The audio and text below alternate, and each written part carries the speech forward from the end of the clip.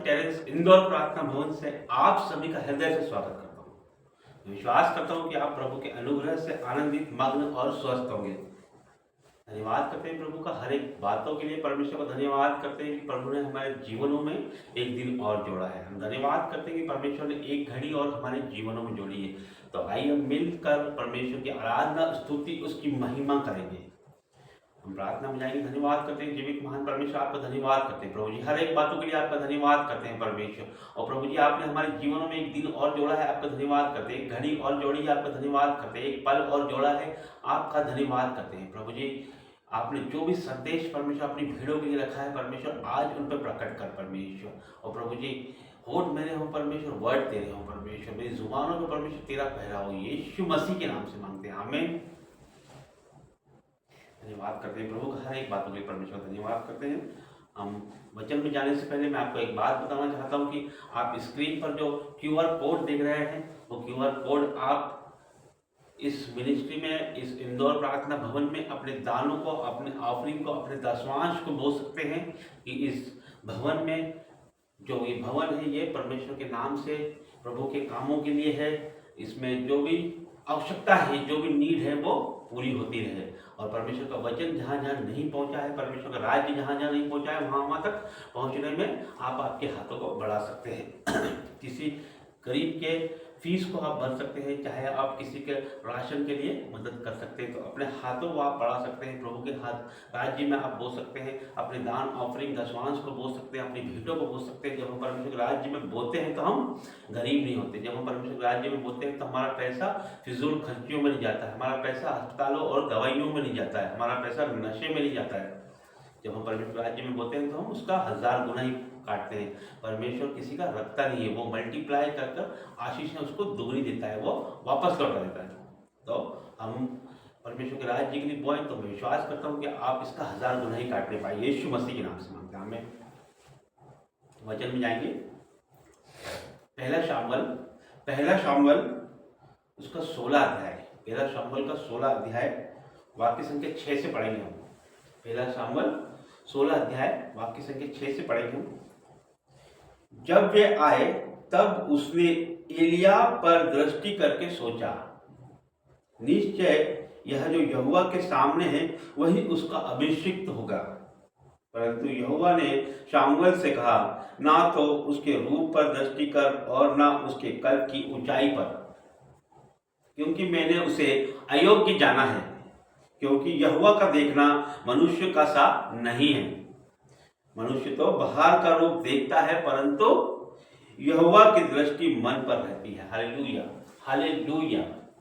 प्रभु का धन्यवाद करते हैं। ये उस समय की बात है जब राजा शाऊल यहोवा की आज्ञा का उल्लंघन करते हुए अपने कामों को अंजाम देता है, और परमेश्वर की आज्ञा का उल्लंघन करते हुए परमेश्वर की नजर में वो राजा होने के लायक नहीं होता है। परमेश्वर की नजर में वो राजा होने के लिए तुच्छ जान पड़ता है। तो प्रभु उस समय शामुएल से बोलता है कि उसका उत्तराधिकारी ढूंढ, दाऊद शाऊल का उत्तराधिकारी ढूंढ और दूसरा अभिषेक कर।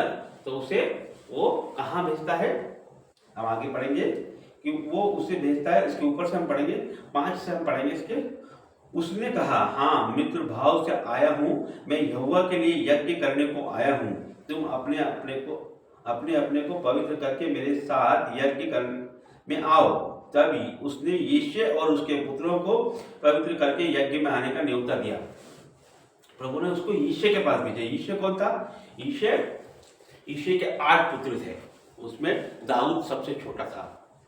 राजा दाऊद सबसे छोटा था, जिसने गोलियत को मारा था। तो शामुएल यिशै के पास पहुंचता है। जब शामुएल वहां पहुंचता है तो शामुएल को ये नहीं पता होता कि किसका अभिषेक करना है। परमेश्वर ने, प्रभु यहोवा ने उसे किसका अभिषेक करने के लिए भेजा है, किसको राजा ठहराने के लिए भेजा है, किसको राजा बनाने के लिए ठहरा है, किसको शाऊल की जगह नियुक्त करने के लिए, उसका अभिषेक करने के लिए उसे वहां भेजा है। जबकि शामुएल भविष्यवक्ता था, फिर भी उसे नहीं मालूम था कि वो किसका अभिषेक करने आया है। तो जब वे आए तब उसने, 6 से पढ़ूंगा, ध्यानपूर्वक सुनिए। जब वे आए तब उसने एलियाब पर दृष्टि करके सोचा। जब वे आए, कौन आए? यिशै के पुत्र। दाऊद के बड़े भाई जब आए तब शामुएल ने क्या सोचा, उस पर दृष्टि करके क्या सोचा, निश्चय यह जो यहोवा के सामने है वही उसका अभिषिक्त होगा। परंतु यहोवा ने शामुएल से कहा, ना तो उसके रूप पर दृष्टि कर और ना उसके कद की ऊंचाई पर, क्योंकि मैंने उसे अयोग्य जाना है। मैंने उसे अयोग्य जाना है। उसने देखा, उसने शामुएल ने देखा कि जो उसका बड़ा बेटा था, यिशै का बड़ा बेटा एलीआब, वो एक धनुर्धर था। वो शाऊल की सेना में शूरवीर था, धनुर्धर था, एक योद्धा शाऊल की सेना में था वो, और दिखने में और कद काठी में वह निपुण था और परिपूर्ण था।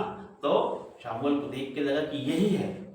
इस प्रकार हमें लगता है, उस समय शामुएल को लगा था और हमें भी ये लगता है जब हम हमारी परिस्थितियों को देखते हैं, जब हमारी उलटफेर की परिस्थितियां होती है, जब हम किसी को हमारी मदद के लिए देखते हैं, जब हमारे किसी टारगेट के लिए हम किसी को देखते हैं पहली नज़र में, तो हम सोचते हैं कि हाँ यही है वो व्यक्ति जो हमारी नैया को पार लगा सकता है, यही वो व्यक्ति जो हमारी मदद कर सकता है, यही वो व्यक्ति है जो हमारी समस्या का सलूशन कर सकता है, यही वो व्यक्ति है जो हमारी समस्या का समाधान कर सकता है। हम उसकी तरफ निहारते हैं और उसको लेकर हम प्लानिंग करते हैं। उसी प्रकार शामुएल ने यहाँ पर प्लानिंग करना चालू करी, तो परमेश्वर ने वहीं पर ही उसको कह दिया कि क्या बोला परमेश्वर ने, क्योंकि मैंने उसे अयोग्य जाना है। उसकी ना तो उसके रूप पर दृष्टि कर और ना उसकी कद की ऊंचाई पर। आज परमेश्वर हमको बोल रहा है कि ना उसके रूप पर दृष्टि कर, ना उसकी कद की ऊंचाई पर, क्योंकि उसे मैंने अयोग्य जाना है। आज आप परमेश्वर हमसे बोलता है कि मैंने उसे, आप जो सोच रहे हो उससे मैंने अयोग्य जाना है। तो हमने तो सब कुछ प्लानिंग कर ली थी, हमने सब कुछ सोचा था कि वही हमारा सोल्यूशन है, वही हमारी नैया को पार लगाएगा, वही हमें आगे ले जाएगा। लेकिन यहाँ पर तो परमेश्वर ने मना कर दिया कि उसको मैंने अयोग्य जाना है। फिर अब हम क्या करें? हमसे भी एक प्रश्न है कि अब हम क्या करें। वहां पर शामुएल से प्रश्न था कि अब हम क्या करें। फिर क्या हुआ, देखिए परमेश्वर क्या बोलता है, क्योंकि यहोवा का देखना मनुष्य का सा नहीं है। प्रभु का देखना मनुष्य का सा नहीं है। जो हम देख रहे हैं वो परमेश्वर वो नहीं दिखता है। परमेश्वर क्या देखता है? मनुष्य तो बाहर का रूप देखता है, मनुष्य तो बाहर का रूप देखता है। जिस प्रकार शामुएल ने उसका बाहर का रूप देखकर उसे सोचा कि यही राजा ठहराया जाएगा, इसका ही अभिषेक होने के लिए परमेश्वर ने भेजा है। और हम भी सोचते हैं कि यही व्यक्ति है जो हमारे लिए उपयुक्त है, यही व्यक्ति है जो हमारी समस्याओं को हल कर सकता है। लेकिन परमेश्वर ने कहा कि वो बाहर का रूप नहीं देखता है। फिर आगे हम पढ़ेंगे, मनुष्य तो बाहर का रूप देखता है परंतु यहोवा की दृष्टि मन पर रहती है। हालेलुया, क्या बात है कि परमेश्वर क्या बोलता है कि परंतु यहोवा की दृष्टि मन पर रहती है। परमेश्वर का मन का स्वामी है, वो हमारे विचारों को दूरी से जान लेता है, उसकी दृष्टि मन पर रहती है। तो हाँ मेरे प्रियो, परमेश्वर की जगह वचन कहता है कि वो मन का स्वामी है, मन का स्वामी है वो हर एक चीज़ों को जानने वाला परमेश्वर है। तो प्रभु की दृष्टि जो है वो मन पर रहती है, ना कि वो ऊपरी दिखावे पे रहती है। तो हमें क्या करना है, हमारे दिलों में जो भी कड़वाहट है, नफरत है, जलन है, चुगली है, किसी के प्रति भी जो भी कड़वाहट है, आज हमें उसे दूर करना है। हमारे मन में जो भी गुस्सा है, जलन है, मनमुटाव है, उसे आज हमें दूर करना है। चाहे वो हमारे परिवार में हो, चाहे वो हमारे पड़ोसी के साथ हो, चाहे वो पत्नी के साथ हो, पति के साथ हो, भाई के साथ हो, किसी के भी साथ हमारे मनमुटाव हो, तो आज हमें उसे दूर करना है। क्योंकि हमारा परमेश्वर हमारे मनों को जांचता है वो।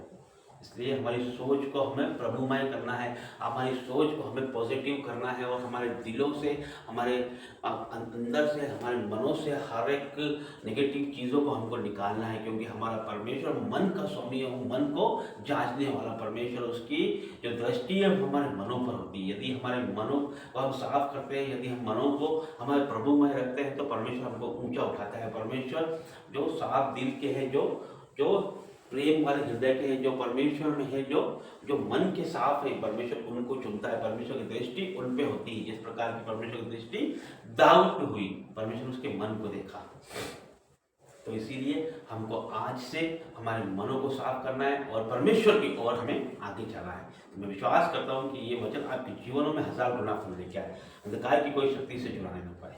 प्रभु जी धन्यवाद करता हूँ परमेश्वर, हर एक बातों के लिए आपका धन्यवाद करता हूँ परमेश्वर। प्रभु जी आपके बच्चों के जीवन में परमेश्वर ये वचन को मैं क्लेम करता हूँ यीशु के नाम से परमेश्वर, के जीवन में परमेश्वर हर एक दुर्बलता का आत्मा नाश हो जाए यीशु के नाम से परमेश्वर।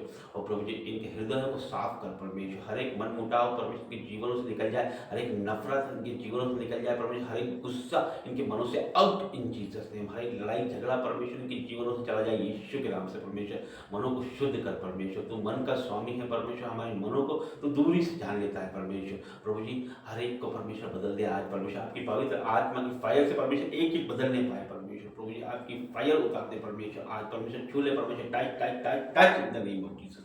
प्रभु जी मैं विश्वास करता हूँ परमेश्वर, जितने लोग सुन रहे हैं परमेश्वर हर एक आशीषित होंगे परमेश्वर, हर एक को मैं ब्लेस करता हूँ यीशु मसीह के नाम से मांगते हैं परमेश्वर, यीशु मसीह के नाम से मांगते हैं, आमेन। सबको जय मसीह, गॉड ब्लेस यू।